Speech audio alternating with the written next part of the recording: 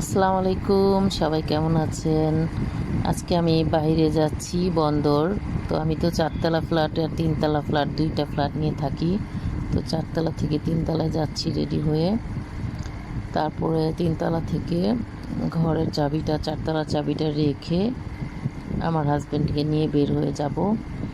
বন্দর যাব। বন্দরে আমাদের আরেকটা বাড়ি আছে, সেখানেও আমি বাগান করেছি। আর সেখানে আমি প্রতি মাসে একবার করে যাই আমার বাগানের গাছগুলো এখন আমি রওনা হব বন্দরে যাওয়ার জন্য। বন্দরঘাট, নারায়ণগঞ্জ বন্দরঘাট। তো আমি এখন চলে যাচ্ছি বন্দরের উদ্দেশ্যে বের হচ্ছি। আমার বাগান থেকে 2টা আম গাছের চারা নিয়ে নিছি। বন্দর আমার যেই বাগান বাড়িটা আছে সেখানে লাগাবো। আমাদের বন্দরের জায়গাটায় কিন্তু অনেক সুন্দর সুন্দর গাছ লাগিয়েছি, যেহেতু আমার হাজব্যান্ড এবং আমি গাছ লাগাতে খুব ভালোবাসি। আর গাছ লাগানো কিন্তু একটা মানুষের শখ শখ কাজ করে। তো সেই গাছ লাগানোর শখটাই আমাদের বেশি।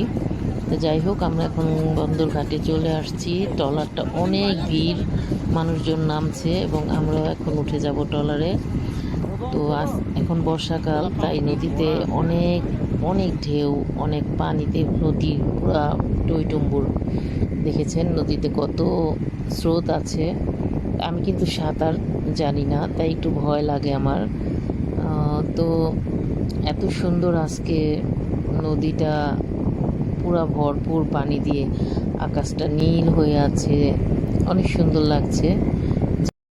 মনে হচ্ছে আকাশ যেন নদীর সাথে মিশে গেছে। নদীর পানিও নীল হয়ে আছে, আকাশের রঙে রাঙিয়ে আছে। তো যাই হোক, আমরা বন্দর যেখানে যাচ্ছি রুস্তমপুর, সেই গ্রামটির নাম। এবং সেখানে আমি যে বাগান বাড়িটা করেছি, সেখানে বাড়ি এখনও কমপ্লিট হয়নি। বাগানটা অনেক সুন্দর করে গোছানোর চেষ্টা করছি। পরবর্তী ভিডিওতে আমি দেখাবো যে সেখানে কি কি গাছ লাগালাম। ততদিন সবাই ভালো থাকবেন। আল্লাহ হাফেজ।